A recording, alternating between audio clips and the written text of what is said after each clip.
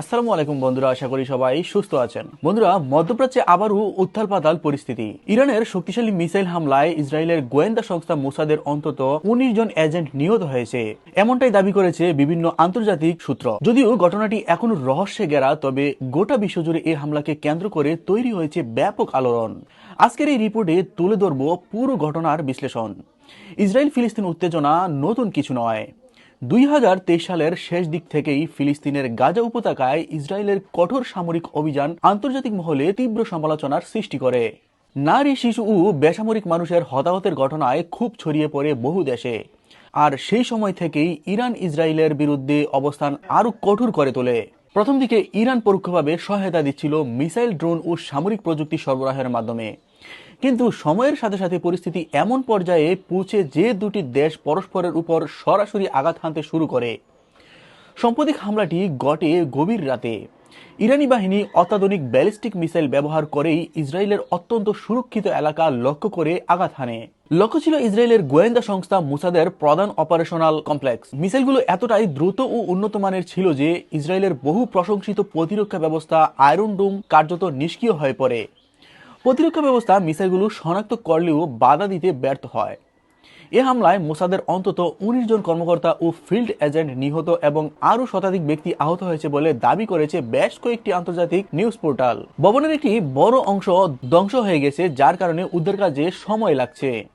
মজার ব্যাপার হলো, হামলার ১২ ঘন্টা পেরিয়ে গেলেও ইসরায়েল এখনো কোনো আনুষ্ঠানিক বক্তব্য দেয়নি। সামরিক বাহিনী শুধু জানিয়েছে ঘটনাটি তদন্তহীন।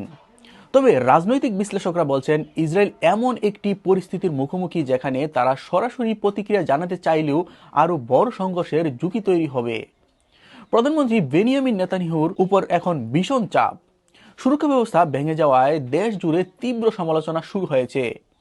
হামলার পর মার্কিন প্রশাসন গভীর উদ্বেগ প্রকাশ করেছে। তারা বলেছে, ইরানের এই মিসাইল হামলা গোটা অঞ্চলের নিরাপত্তাকে হুমকির মুখে ফেলেছে। বিশেষজ্ঞরা মনে করছেন, আয়রন ডোম ব্যর্থ হওয়ার ঘটনায় যুক্তরাষ্ট্র বিব্রত, কারণ এই প্রতিরক্ষা ব্যবস্থা মূলত যুক্তরাষ্ট্রের প্রযুক্তি সহায়তায় গড়া। ওয়াশিংটনের একাধিক কর্মকর্তার দাবি, ইরানের নতুন প্রজন্মের মিসাইল খুবই উন্নত। এগুলো প্রতিরোধ করতে আরও উন্নত সিস্টেম তৈরি করতে হবে। হামলার পর ইরান জানায়, এটি কেবল শক্তির একটি সামান্য প্রদর্শন।